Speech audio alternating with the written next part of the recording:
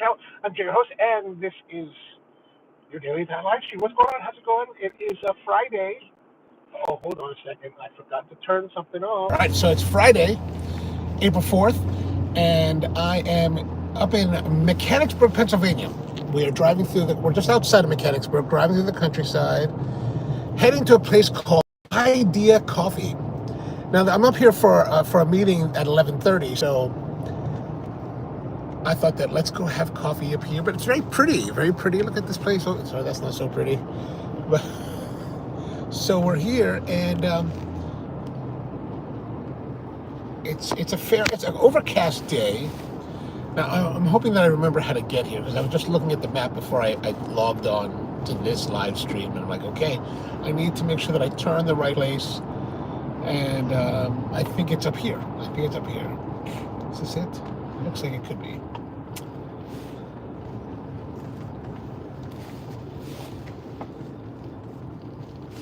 Lisburn, hold on a second.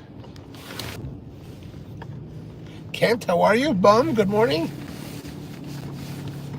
Okay, so we're in this little town area, and there's a coffee shop somewhere here. Now, I don't know exactly where the coffee shop is, but it should be. Good morning to you, power plant. Charter, maybe it's in here. Oh, there it is, over there. It's over there. Man, if a cop sees me, they're gonna be like, what is going on with this dude? So I found this place on Google Maps yesterday as I was looking up a place to go have coffee for us today. And I guess I gotta turn around here. So Idea, kind of cute. It looks like a new development area. But Idea Coffee, it seems like I just looked on Google Maps and saw what they had. Just pictures and stuff. And I thought, okay, let's go check it out. So let's park up here. It's kind of interesting because this place is like a town square. Right, let me put this out here. It's a town square kind of setup, but it's all new development. So it's kind of like, almost like it's very planned. And I've always felt like planned areas are a little bit weird. But here it is. Let's go have a look and see what's inside. Good morning to you, Dev. As you can see, the weather is kind of overcast. But here it is. There's what looks like it could be a brewery or restaurant here. And yeah, see, everything's new. It has that like new home feel, kind of like a Disneyland effect. Like the nice little square here, fresh mulch. It's nice. I had always thought that mulch was some kind of like special fermented concoction, but evidently it's just wood chips that have dye coloring.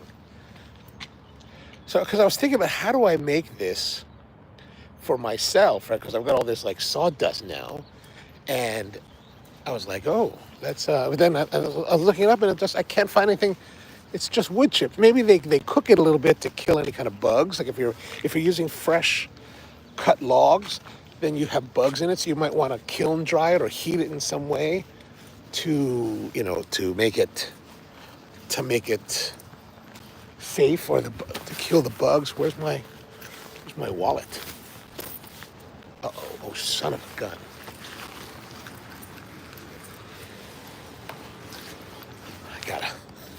I just realized, where's my wallet?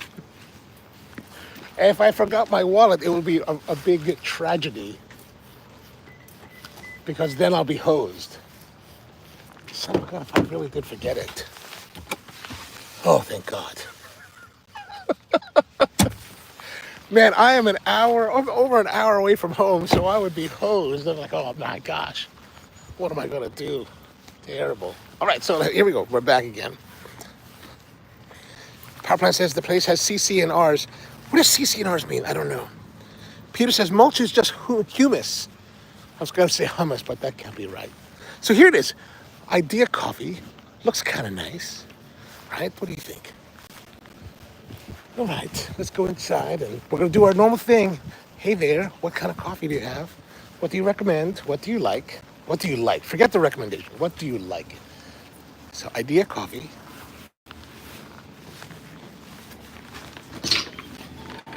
Oh, it's nice. Hey there, how's it going?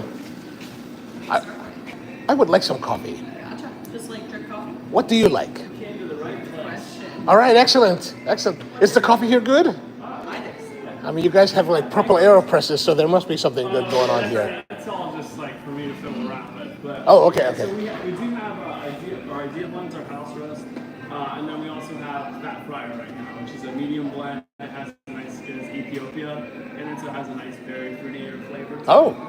So we have those as far as our drip coffees. We also have a whole espresso menu. What are you most excited about? Drink-wise? It's coffee-wise. Okay. Fat fryer? All right. Fat guy will have the fat fryer.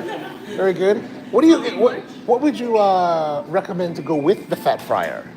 Like food-wise? Food-wise. Like, or something, yeah, like We have this feature baked oat meal here that's Okay. raspberry lemon. Ignore the strawberry. It's not strawberry. It's Oh, it's not sure. It's raspberry. Okay. and So you're yeah. okay. That's good with that? With the Ethiopian? yeah, So you said there's Ethiopian in the blend? There is, yeah. All That's right. the only that I'm totally sure of. That's the only one I remember off the top of my head. So are you guys roasting your own? Is that right? So we have a sister company called Lonely Monk that we roasted right there. So why is this idea not only monk? Yeah, it's a good question. I've been asking myself that ever since we started here, and I don't have an answer. Okay, very good, very good, very good. All right, I'll try the raspberry whatever. What is it? Raspberry what? Raspberry lemon. Is it? And it's a bar. What is it? Yeah, it's oatmeal. It's baked Oh, oatmeal. oatmeal, okay. A lot of people just eat it as it is, straight up. All right, excellent, excellent, excellent. Medium or large drip coffee? For that big a piece of bakery good, let's go with the 16 ounce. 16, gotcha. Sounds good. All right, and then I got the baked oatmeal. Well, did you And- want that from here or to go?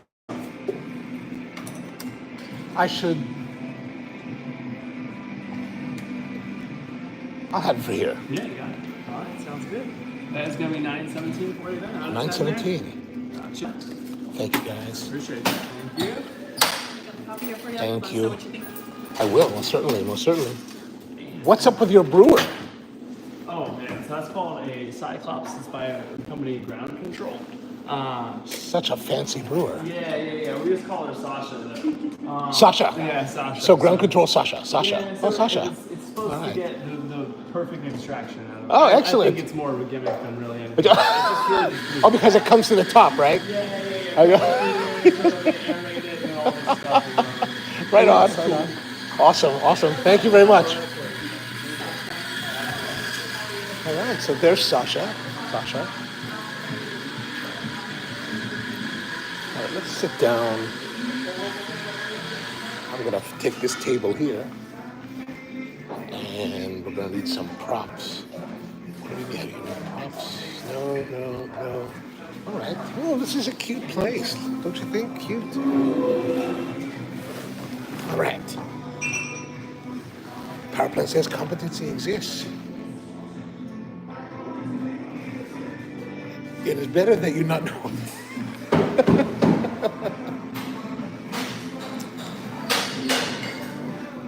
I know. I hear you on that. It's very, but it's nice. It's a nice looking place. Yeah, it's nice to find enthusiastic baristas that are into it, you know.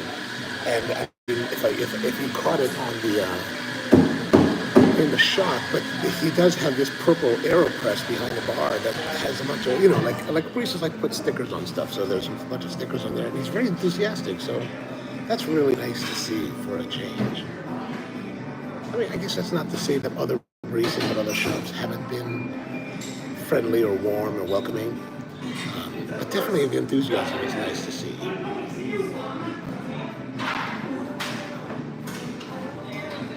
So I'm presuming they're warming up the raspberry. But let's have a look at the coffee, right? Let's have a look at the coffee. Good morning to you, Paige. We are in Mechanicsburg, Pennsylvania, at a place called Idea Coffee. So here it is. This is the fat fryer. I'm presuming they meant fryer as in F-A-R-A-I-R, like a brother, you know, like a religious friar, rather than the fat fryer as in deep fryer. A little bit on the roasty side as far as the aromas.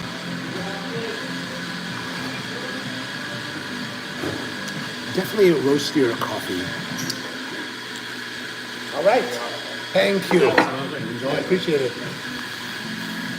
All right, so here's our raspberry oatmeal. Raspberry. That looks kind of nice. Actually, that photo looks really great. And then we've got our coffee here. So the coffee is a little bit more of a. It definitely is on the roastier side. Like it's definitely a heavier roast. But it's clean. Like there's no, I'm not tasting really much, any defects. I'm gonna say much, but really there's no defects. The question is, I should have brought my stand. I'm gonna put it like this. Okay, now we've got our. So let's try that. Hopefully there's a, honestly, I think that for me the coffee is a little bit on the roastier side, which I'm not a big fan of. Like if I was to correlate this to what I produce, this would be closer to what we do for like our night watch, which is our dark roast. So, which is it's fine, but it's like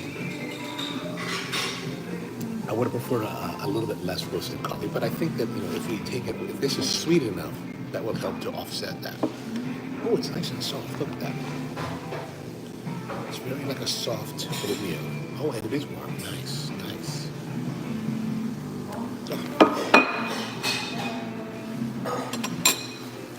Already making a mess.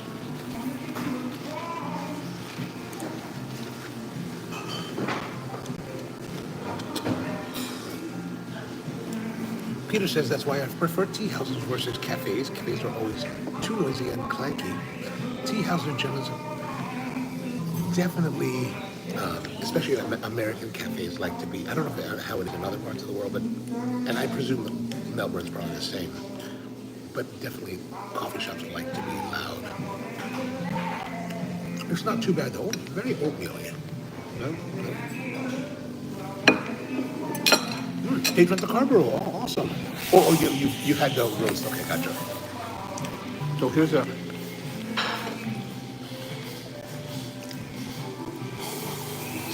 So it's actually pretty good. It's kind of this thing where you took like oatmeal, you made it, and then you kind of made it dry, and then you pressed it into a cake form with some flour. Like you can see some flour in there. Right? It's pretty good. It's actually, but it just kind of, for me, it's kind of different. It's like an oatmeal bar, but a different kind of oatmeal bar. It's soft. It's soft like you're eating oatmeal.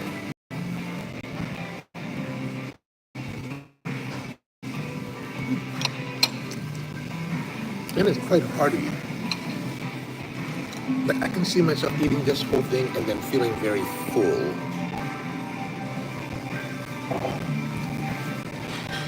So which coffee from Carbo did you have there, babe? Not cool, how are you?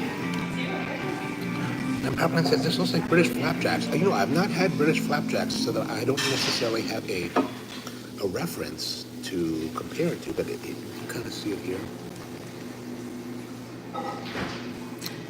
It's not overtly sweet. The real sweetness comes from the raspberry lemon topping, but it is a nice companion to this little bit darker roasted coffee.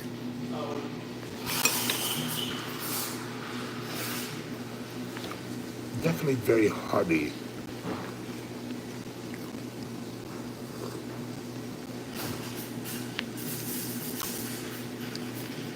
Like it's definitely weighty and thick and heavy.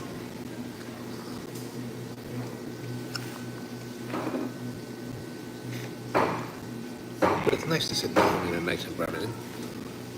Even though it's like you can kind of hear noisiness, but it is relatively quiet for a coffee shop. Like there's only two other guests over here sitting down there, kind of a little bit on the other side of the room. Music's a little bit, I wouldn't say the music's loud, but it definitely you can hear it.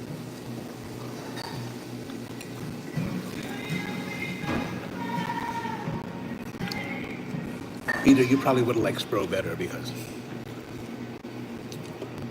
I don't have any, we didn't offer music at the main Spro. The one in the roastery we did have like jazz playing. But the main hindrance for it was all silence, and quiet working. I kind of got that from the library when we've had a shop at the library for many years. You know, libraries are quiet, relatively quiet places.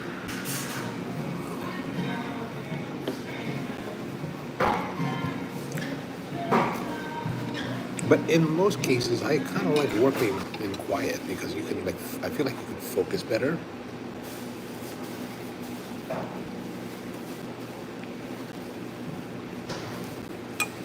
Yeah, it's actually quite good, Paige. It's quite good.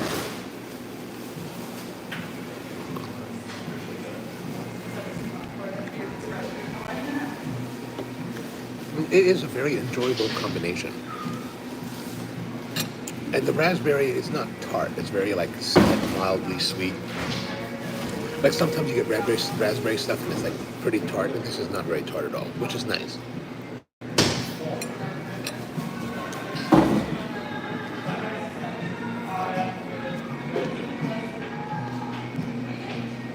Now this thing is so big. Boone, how are you, man? Good to see you. Boone, are you coming to Houston? I am going to Houston, and I think it was you who gave me the advice last year. You're like, how come you don't get a press pass? I was like, well, I never got press passes in the years that I've been going. And you're like, hey, you get a press pass. You get free access to the lounge. I was like, what? There's a media lounge right there. So I was like, oh. So this year, I did apply for it, and I got it. But I haven't made my reservations for either flights, hotels, or car rentals at all. I ever have to do that. Maybe today.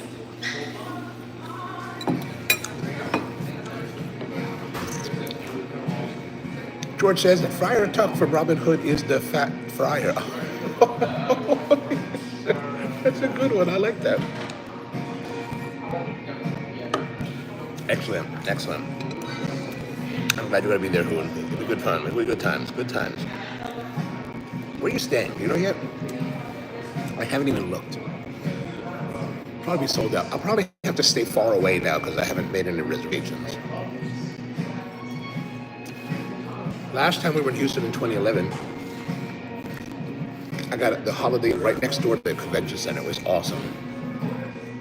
And it wasn't terribly expensive.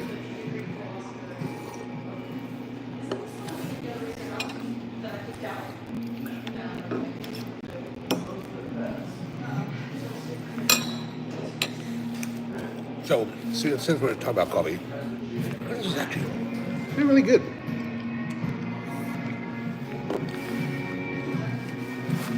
As you know, those of you who are in the United States, our government released some tariffs the other day, and I was reading about them, looking over the charts yesterday. Now, the thing is that there's a chart that's been released evidently by the White House that lists our tariffs and then like these other tariffs in yellow. I was watching another guy that's an expert in like more of these matters, and he was like, that's total bunk. They basically went to ChatGPT and had ChatGPT generate all these numbers, and there's no foundation for them.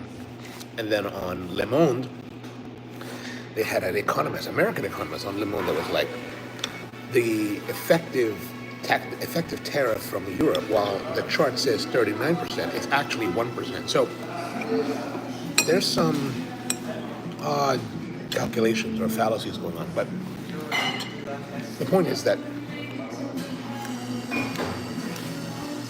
and it still has to be borne out, right? I think there's something about April 9th. There's a I think they don't go into effect till April 9th, but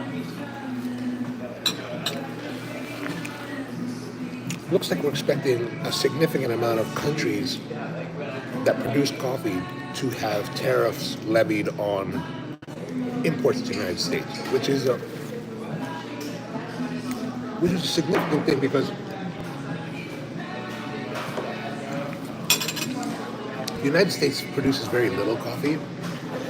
The state of Hawaii produces maybe 1/10 of the world's consumption of coffee. So our capacity to produce coffee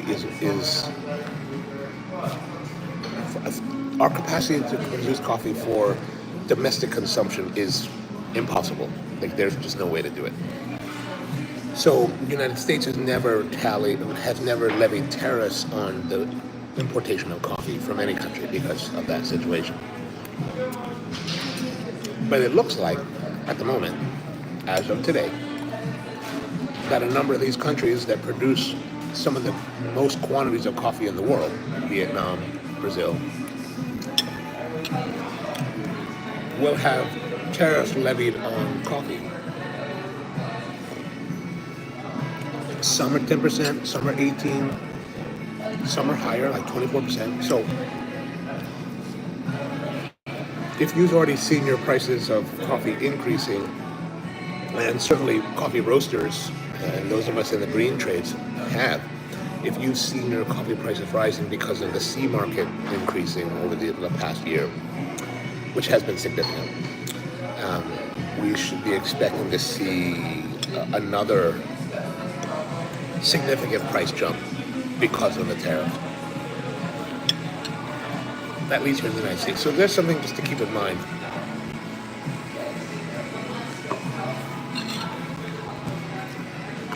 Parkman says it's good that coffee is still pretty niche, so hotels don't gouge too badly.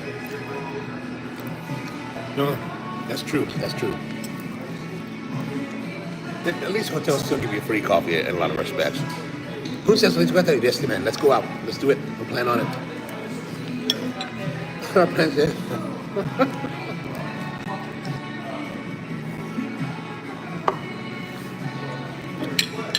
All right, well, yeah, pretty good. So yeah, I think that's going to be the hard reality for coffee, at least within the United States. Which I wonder, like, how that's going to affect a lot of things. Like one of my people I know was telling me yesterday that coffee prices in Canada for coffees imported from Canada to the United States, or from the United States to Canada, are already up by 25%.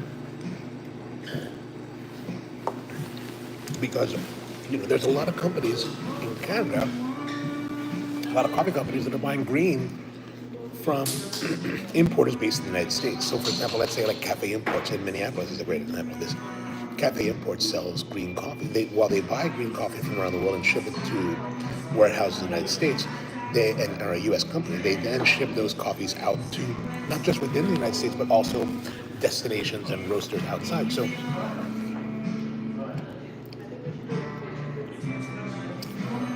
since Canada's placed heavy-duty imports or heavy-duty levies on imports from the United States, because in retaliation for the U.S. president's actions, that's the exacerbating. So I think that if you're someone in Canada that can import coffee to Canada and sell it to roasters, you might be able to make might be able to make some profit, because now it'll be cheaper for people to buy coffee from within Canada. Canadian roasters, it'll be cheaper for Canadian roasters to buy coffee within Canada. And then, but conversely now, let's say you're another roaster outside the United States that works with someone like Cafe Imports. The United States will place a levy on the product, the green coffee coming into the United States from whatever country it is. And chances are you're in a country that the United States has placed a tariff on, because you don't live in Russia. And so you'll be paying, so the importer in the United States will pay a tariff on the coffee coming into the country, into the United States, and then you'll have to pay a tariff on the coffee that the U.S.-based importer sends to you, to your country, because you have retaliatory tariffs on. So it's looking fairly difficult in a lot of respects.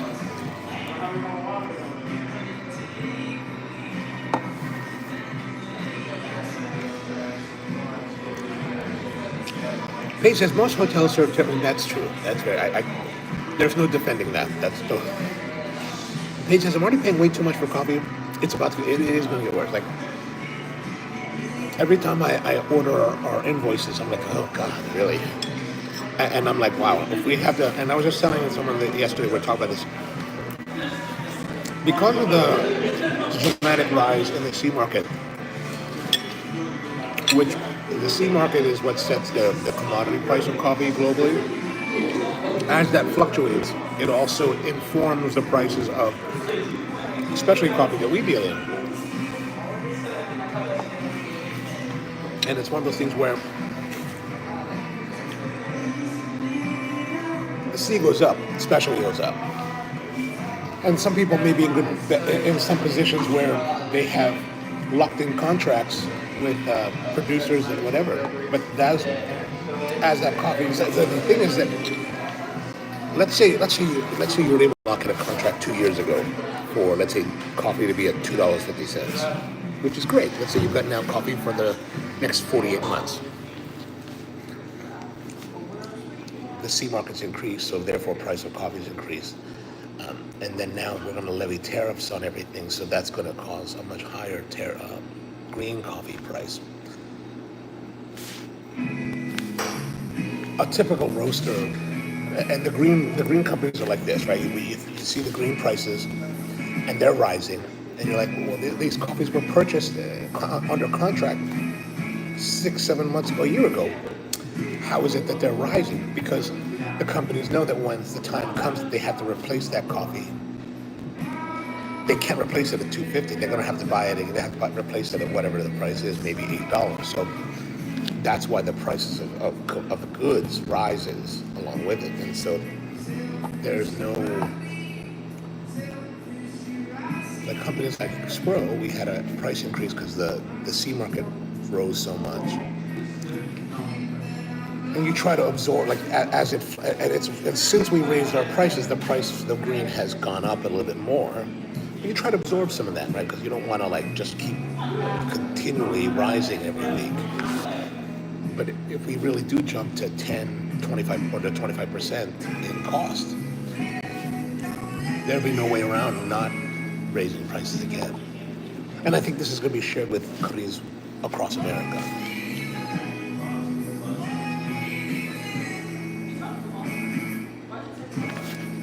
Hartman says, my comment was in reference to the coffee convention. Coffee being niche means the conventions are still relatively small, thus hotels don't raise rates much. I mean, I would like to agree with you on that, I think, but I think that like the SCA, what really makes me angry with the SCA is that they choose these venues that are like always in cities where hotels are just expensive. Like, even though the SCA's expo is relatively small compared to, let's say, the National Association of Broadcasters or the National Restaurant Association or any of these big events, they, like, we went to Boston how many times in how many years? And they went there because they got the place for free, because they would schedule it during the Boston Marathon. So nobody wants to use the convention center during the Boston Marathon, so they give it away for free or cheap. But it's the Boston Marathon. All the hotels are booked, and all the hotels are astronomical. And it's like, what the? I mean, really, see, there's some greedy mother. The SCA really is just like a. As the years progress, I'm increasingly finding it difficult to be complimentary about the Specialty Coffee Association. The longer I'm in the business, the less complimentary I feel of them. But I hear you. And we went one year in 2006 to Charlotte, small town, small venue, relatively affordable hotel, very reasonably priced hotel. So great, do more of that. Anyway. Like, I don't want to go to some place and spend $250 a night. Like, that just makes me mad.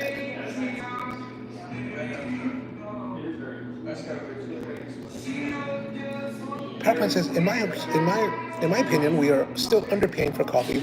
As we hike upwards, we are getting to the true cost of what it actually should. But here's the thing, like, true cost of production, like, let's say, like, say 10 years ago, the actual cost of production for coffee in a lot of Latin America was $1.75 a pound.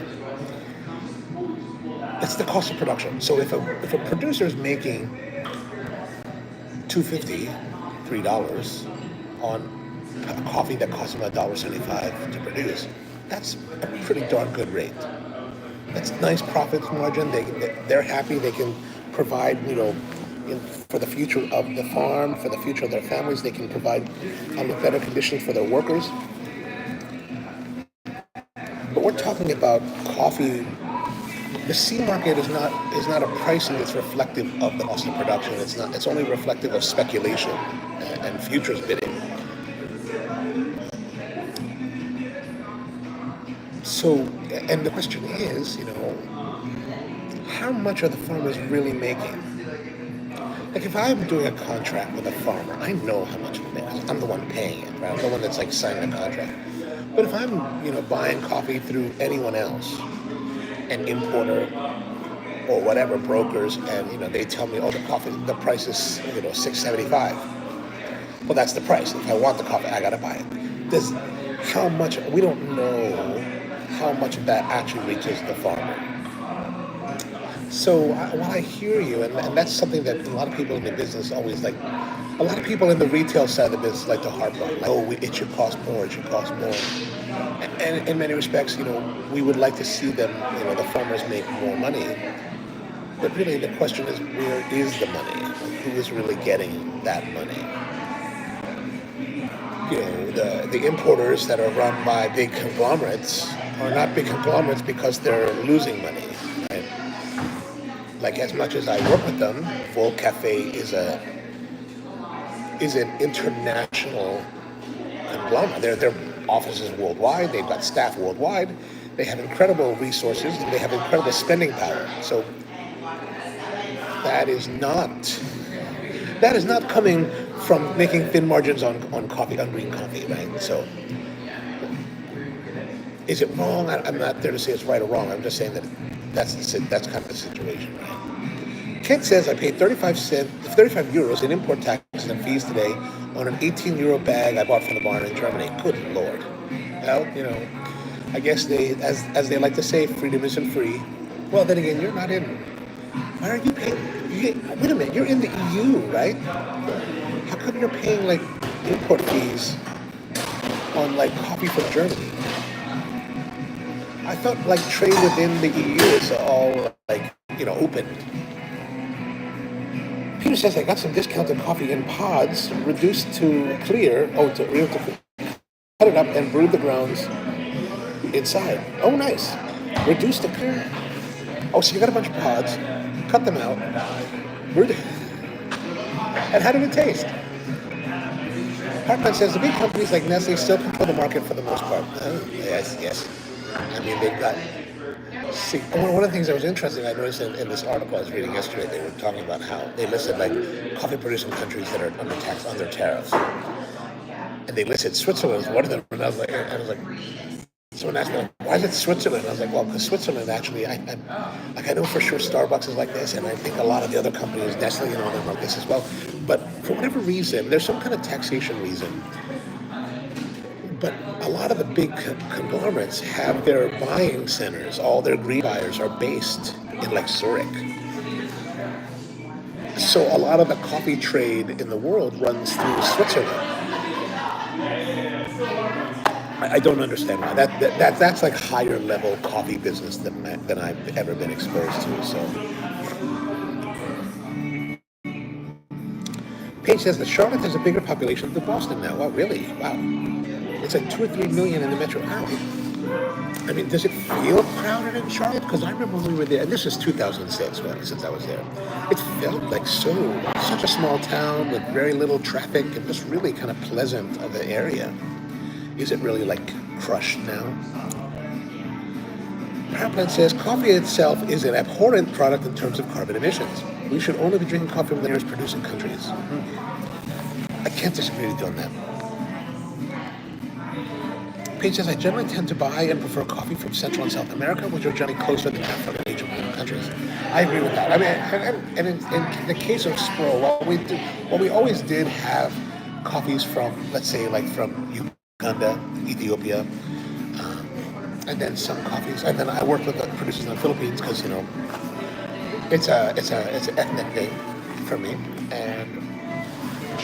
but most of our buying has always really been focused on Central America. Like people would ask me, "Where's your coffee from?" Mostly Central America because I don't know, and I don't know why. It just kind of worked out that way. And I didn't necessarily do it consciously with like the idea of like locality. It just felt natural. Plus, I could go there quite regularly. It's only a couple hours away by aircraft, right? So if I flew to Mexico City, it's like, if I flew nonstop, it'd be like 2 hours, or maybe 3 at the most. So everything's within 4 hours. So.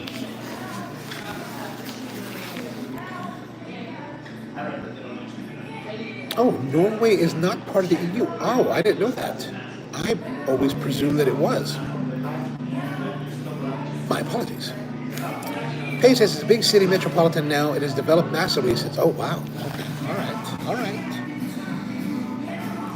Is there a chicken salad chick shop there? I've been meaning to try one. I heard there's one in Northern Virginia. I'm going to go check it out. I once heard my cousin turned me on to this podcast, How They Built It, I think is what it's called, where I listened to this interview with the woman that started the chicken salad chick, and I was like, oh man, I really want to go check out their stuff. So interesting.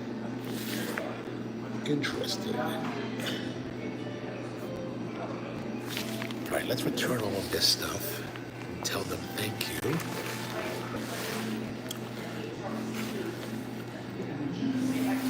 Power Plant says Americans tend to think Mexico is Central America, but is indeed part of North America. Agreed. But I mean, not to be too semantic about it, but actually all of Central America is actually North America technically.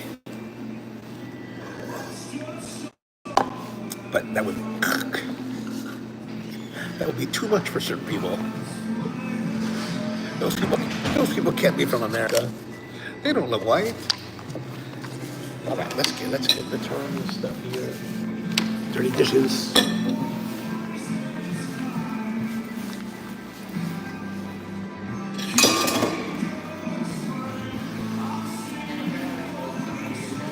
All right, let's hit it. Take our coffee with us. They have a unique machine. Which one is machine? All right, thank you very much.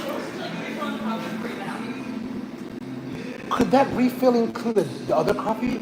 Yeah, gotcha. Ooh. I do mind. Yeah. Do you mind if we dump the? It's good. But since you're offering, I can. I gotta have some dancing going on. So what do you guys make in the? That's not your coffee. No, those are just ones that we're trying from other places around. So what are you trying? We've got the passenger. You've got black and white. Something, yes. Is that black and white? Oh, no, it's Cusco passenger. The one in black and white? The black and white bag? This one? Yeah. What's that? This one. Oh, from passenger. Cusco. What's that? Oh, from Peru. And then the Wow. other one, we actually roast ourselves. We do some little beans on the side. We get unroasted. Do you guys source your own coffees too, or like go out to the farms and all that kind of thing? Or? No, I wish. Oh, okay. So Oh, I have a lid. Thank you.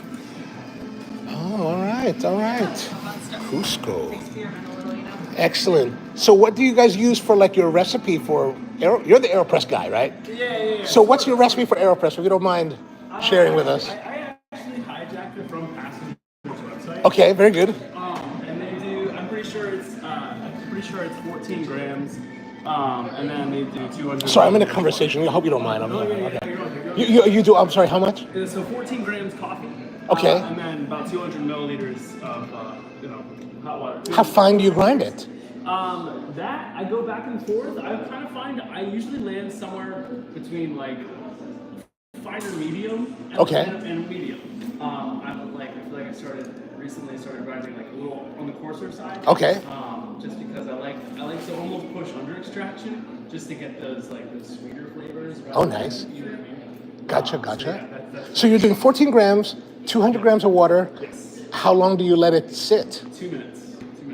Do you stir it much or like no stir? I give it every 30 seconds or so. I just give it a little swirl. Just a little swirl. One little. And then is it like a continual press or? Yeah, I do. So I've been experimenting lately with but so I let it sit and then I do it. So 2 minutes and then I do the press. Okay, so okay. I let it just fully like I do so coffee in, right? Quick pour 200 and then you seal it. So you get you gotta get the Oh, so you're not turning it over. So it's not no. Oh, okay. I burned myself not that long ago. Oh, yeah, that's Their right. AeroPress tells you they're like, don't do that, and I fully just. But so many people do it that way. Some people do. And Okay, there's a okay. right way to do it, and I did it the wrong way. And What happened to you then? So it it's kind of an embarrassing story. So I had it going. I had it vacuum sealed, and I flipped it after sealing it, and I guess. Wait, so you had it? So I poured everything in. And then you put the top on. I put the top on, and then I flipped it. And Oh. somewhere along the way, this is like, I'm not doing that. So this, I don't know. I guess I have no clue what happened. I guess it's like the pressure. Oh yeah, it came out. For it, and this came undone, and it shot out the side. And it just, Oh yeah. Wow. Wait, why did if you already had it? Yeah. Why did you turn it over? Because my biggest, this is probably why this is probably why people do it upside down, because when I'm doing this and I do my pour and it's dripping a little bit out. Right. There's like probably what 20 milliliters or 30 milliliters of water get through. And I'm thinking that's under extracted coffee at the bottom of my carafe. I don't, so then it was just an in the moment decision to flip it. Oh, I see. Oh, because you want to keep it in the. Okay, I gotcha. don't want you getting out. So yeah, it was agitating, and I won't be doing it again. I have successfully done the upside down AeroPress. Okay. But you prefer the vertical, the regular way. Okay. Because I feel like that's what it's manufactured for, right? So it's got a, you know what I mean? It has to have some. Gotcha. Correct. Right. Yeah, exactly. All right. Awesome. It's a fun little device to play Well, with. thank you guys. I appreciate it. Yeah, absolutely. Have a great one. You as well. All right, so there we are. We are leaving now. Oh, we got the other coffee. That was very nice of them to switch out my coffee. Nice guys there. Nice guys. I like that. So here we go. So what do you guys think about that? 14 grams of coffee. Fairly finely, medium fine to fine. 200 grams of water. 2 minutes. Swirling every 30 seconds in the normal orientation of the AeroPress. I'm gonna have to give that a try.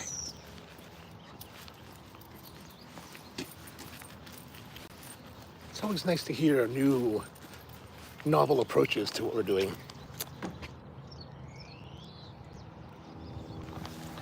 Power plant says the inverted method is always a little tricky. I've always used inverted mainly for the last, ever since I've started using the AeroPress. And I don't know, I guess I'm just used to it, so it doesn't feel risky to me.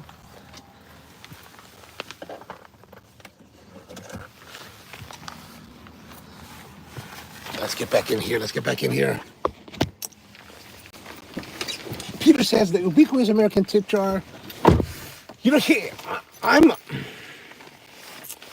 That's an interesting topic. Like here in America, these guys were nice. They were friendly, they were nice, they were helpful. I don't mind leaving a tip in that case.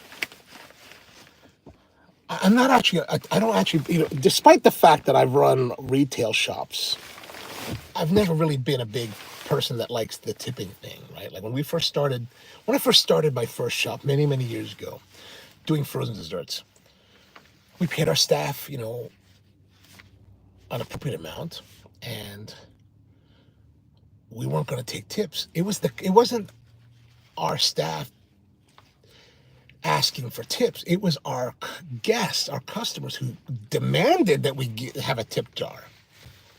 And so we had this policy. We started out, we started out discouraging tipping, because I wanted to let's get away from tipping. We don't want to have. If you really feel like you're moved to give someone a tip, then you should feel moved to give it. It should not. I don't believe it should be an expectation, right? I never operate in that way, with expecting a person to give us a tip in any of our shops. We've always kept the tip jar because people asked for it. We've always kept it very discreet too. It was always a thing. Like we would have a tip jar, and you'd be usually a a nice glass jar, some kind of like, stylish looking jar. And it would never be labeled, like never. Like that was actually like I don't know if it was written or unwritten, but never to be labeled. Like no cute signs, nothing that says tips. All you got to do is put $1. There's $1 in there, because my belief is that people are intelligent enough to understand what that is in America. We've been around tipping all of our lives. So they will know that this jar that's sitting on a counter that has $1 bill in it, at least at the beginning of the day, is a tip jar. Like, yeah, it's easy. It's not, people are smart, right? They can use their facilities. So I'm not a big fan of that. I'm not a big fan of the tipping culture. Like, I really dislike it. Like, and I have made money off of tipping because, of what we do, but it's like, I think that when we expect it, it's crass, and I'm not down with that. Peter says, I thought it was mandatory tipping. They certainly want it to be mandatory tipping, but it is not. That tipping is not mandatory. They will have, certain restaurants will have policies, let's say, like if you come in and dine with a group of 6 or more, they will put like an 18% tip on it. And people are like, a lot of servers too, they're always like, it should be 20%. It's like 20%. I saw one place talk about 25%. I was like, 25%. 15% has been the going rate for decades, and it should still remain. They're like, well, everything's more expensive. I said, yeah, everything's more expensive. Therefore, the amount, you're 15. So if my check 10 years ago was $10 and it's $1.50, but now my check is $20, it's now $3, right? So the amount that you're getting is still rising because the cost of goods are rising. So I'm really not in favor of like higher tip percentages. Like, but because now it's also one of those things where it is expected, right? Like you don't go to a restaurant and not tip. Like that's just, in America, that's just not right.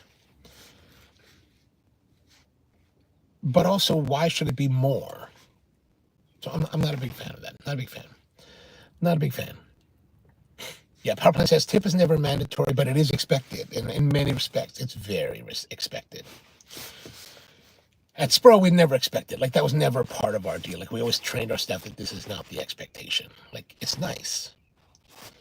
And, I can't control it. I can't control the baristas, or if they feel that you're a cheapskate for not giving them a tip. But, it's coffee, right? Like, if I buy a coffee, like, if I serve you a coffee, right? Let's say just in a regular coffee shop, one that you pumped out of a machine, right? Or like this. I already know as a barista that the effort to do that is very minimal, right? Sure, there's all this, you could argue that there's all this process that goes behind making it, but the actual service of the guest is very minimal. And I also think that if you can't be the barista that is willing to greet your guests and welcome them and treat them with deference, then what is the tip for, right? Like there's a lot of people in the specialty coffee industry that are very much like pretentious about what we do. They're like, I've seen many baristas who have the attitude that we're amazing. You should laud us because we know so much about coffee. We know so much more than our customers about coffee. And I'm like, dude, and I tell this to my staff, the fact that you know more about coffee is not, that you know more about coffee than the guest is not a reason to be smug about it. That's the minimum requirement. Like, you're supposed to know more about coffee than anyone that walks in the door. Like, that's the basic idea. Like, that's why people are coming here, right? Like, I'm not going to my doctor because I think that, that he doesn't know any more than I do. That's kind of dumb. Like, I'm like, dude, you just need to shut up already. Like, just be quiet. Invariably, those people never lasted long at Spro if they made it that far. But it's just like, you're making coffee. Like we're making coffee. We're not. It's a great service. It's a noble thing to do. But it's not like it's not. We should not necessarily be. I don't feel that we should be adulated for that kind of thing or placed on a pillar. Oh, my goodness. Power Plant says, in the States, I don't usually tip at counter service, but I agree. I don't. If I'm going to go buy a pizza and I ordered the pizza and I'm going to pick it up, I'm not giving a tip. Like, what am I giving a tip for? Like, I want to be served. Honestly, I want to be served. If I'm served well, I'm happy to give tips. I'm happy to do that. But there has to be something, right? Not just the expectation. That's my thought. Okay, so let's try this other coffee they give. I forgot to ask her what it is, but I think this is the regular house coffee. So let's see. And I have another little treat for us to try. So there it is. It smells a little bit roasty. So maybe what we were tasting before, that roast profile, is maybe their house profile. This one's a little bit less roasted. A little bit more medium. Okay.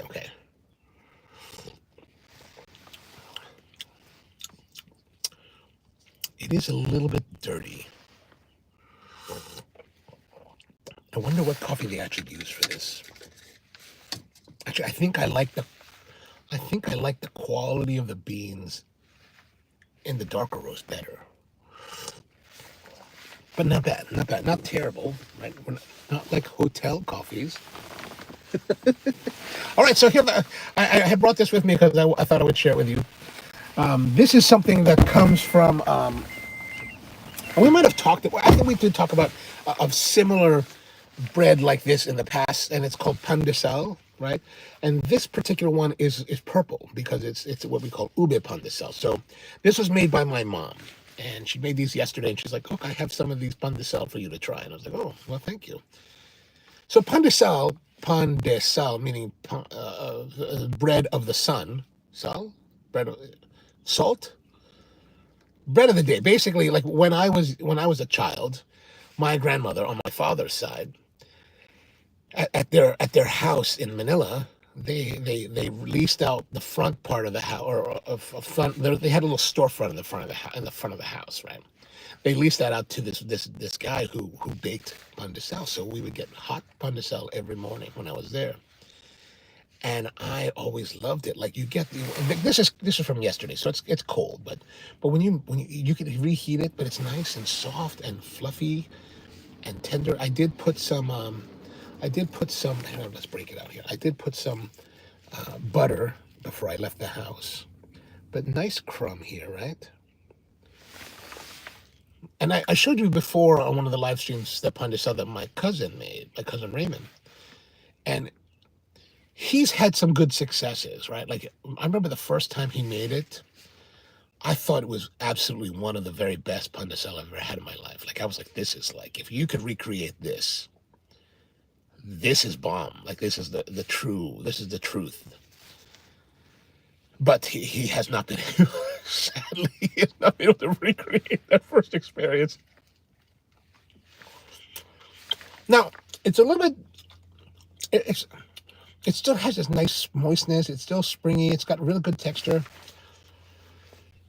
But it's a little bit, when it's cold, it's a little bit harder. Meaning that it's not as, when you heat it, it becomes super pliable, super soft. You're just like, oh. And then if you heat it in a little bit hot, then the crust gets a little slight crispness to it. And then you put the butter. Oh, man.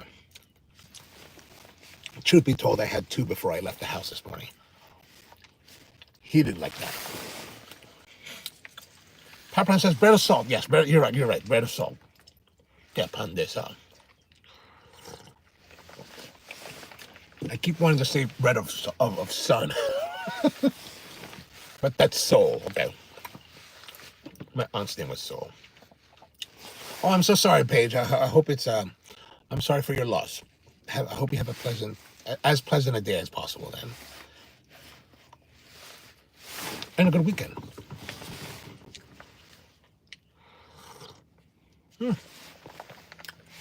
So pan de sal and coffee is actually very popular in the Philippines. Now this one is the ube flavor. Like we talked about this the other day. This is using a flavoring, ube flavoring and colorant instead of actual like tuber.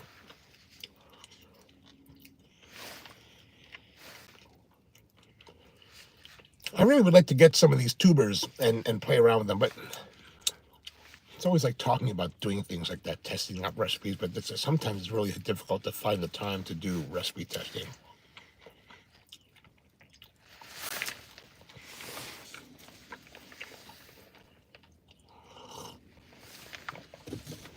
But that was our visit to Ideal Coffee here in Mechanicsburg, Pennsylvania. All in all, I think this is one of our most successful coffee shop visits. Staff was very friendly, and not to say that other staffs aren't friendly, but these guys are really enthusiastic. They're into coffee. So that's nice to see. Like, and they're you know, a lot of places we've been to, they're into coffee, and that's what they do. They make coffee. But you can tell these guys are into coffee. Like, they have an AirPress, their personal AirPress in the back counter. They brought in other coffees from other companies, and they're just drinking them on their own, geeking out on it. That's kind of like, all right, that's what I like to see.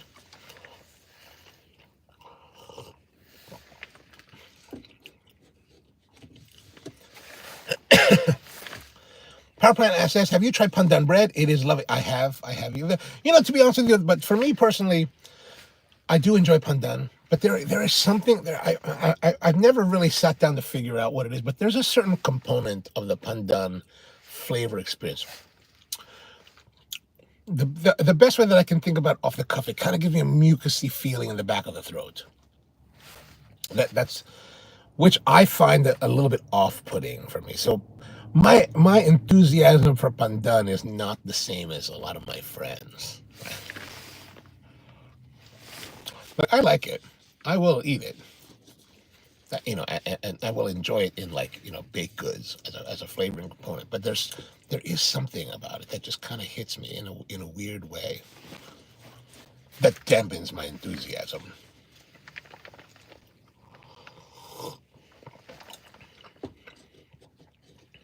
It's almost possible to find it fresh pandan leaf in the States. Oh yeah, it's very difficult. We normally, how we use pandan here is mostly with little flavorings. It's all over. Yeah. It's very, pandan is very popular in Philippine cooking in a lot of respects. So yeah, I am very familiar with that. So Peter says, I grow them in my garden. These ube, really? Wow. And also pandan leaves. Wow, awesome. And Power Plant says pandan is all about the aroma. I agree. I'm trying to think of what are some of the popular things. Like ube pandan is very popular. See, the thing is that one like aspect of the flavor experience of pandan that diminishes my enthusiasm for it. Like I typically don't seek it out. Oh, there's something we call buko pandan, which is a young coconut and pandan. Very popular.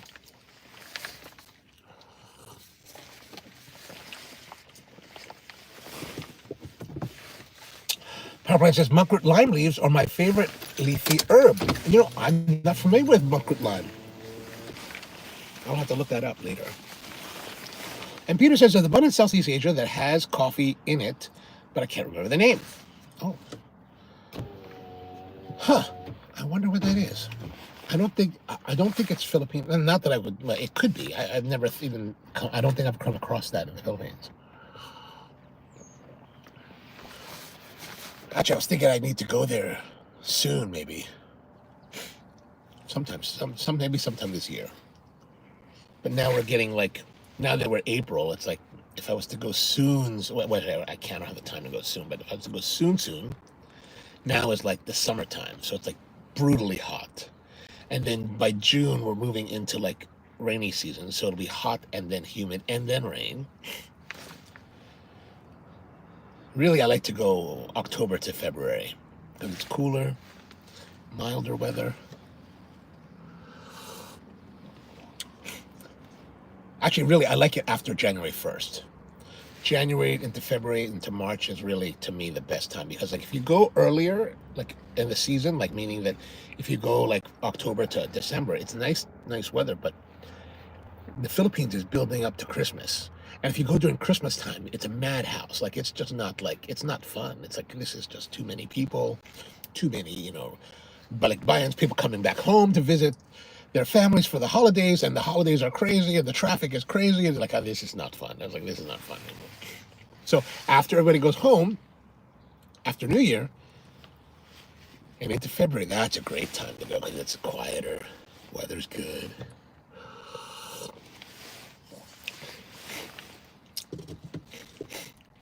Peter wants to know if it's used in Thai cooking or power plant said just, I guess, generally Southeast Asian cooking. Huh. Muckrat leaves. I'm gonna have to look that up.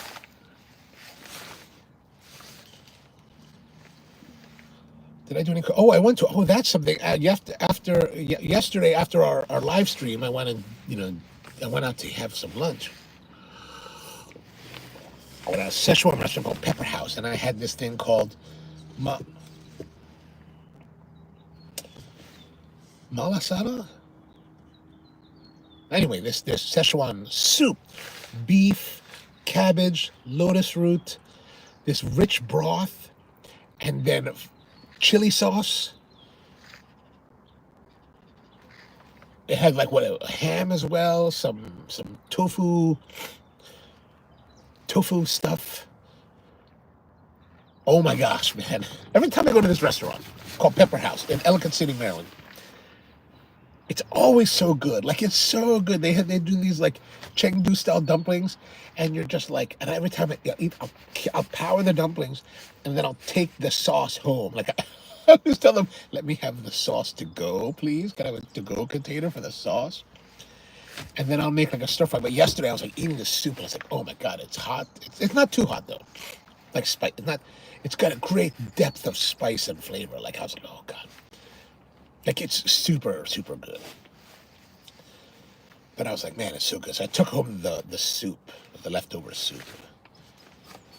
And then last night I chopped up some leftover steak, thin slices, some broccoli, some whatever vegetables I had. I have some of these dried Canton noodles. Put them all in a pot and just boil the hell out of them.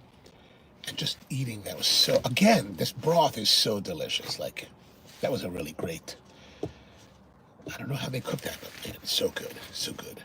Oh, Busa knows. Oh my gosh, Busa. The soup with the beef and the they say spam on the menu, but it's really sliced ham.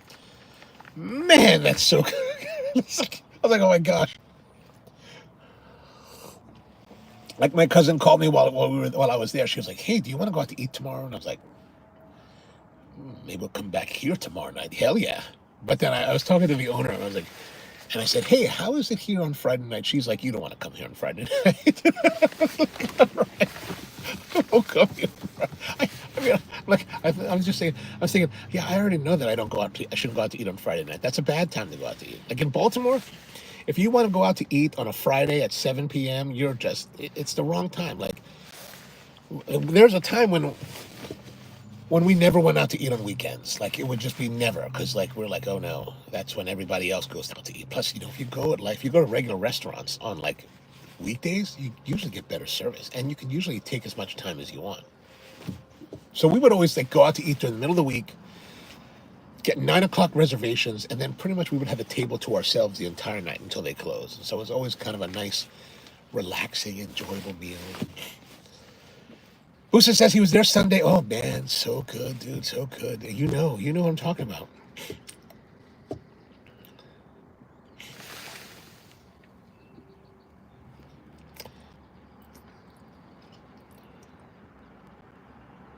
Muckrat leaves, I guess they used to be called something else, but it's an ethnic slur. Oh, okay, we don't want to use that then. Peter says roti boy is those coffee buns sold at one of my Rut Boy is the place where they sell them. Okay, gotcha. Roti boy. I wonder what that's called. Kent says going hiking now. Have a lovely weekend, everyone. You too, Kent. Have a safe hike out there, and enjoy the coffee from the barn. All right, actually, I should probably head out too because I should get to my meeting at 11:30. So we'll wrap it up here. Thank you very much for hanging out. Good to see you. This is our trip here to Idea Coffee in Mechanicsburg, Pennsylvania. If you happen to be out here, I think it's probably worth a fun visit. And maybe not the most delicate of coffees that we've ever had, but very nice staff and pleasant environment. Though it might be a little bit noisy for Peter. All right, well, hope you have a wonderful evening, afternoon, hike, day, wherever you are in the world, and hope you have a beautiful weekend. Hoping it's a very pleasant one. So, back again on Monday. I'm going to watch out for Bigfoot, no problem. So, hope to see you then, and see you next time.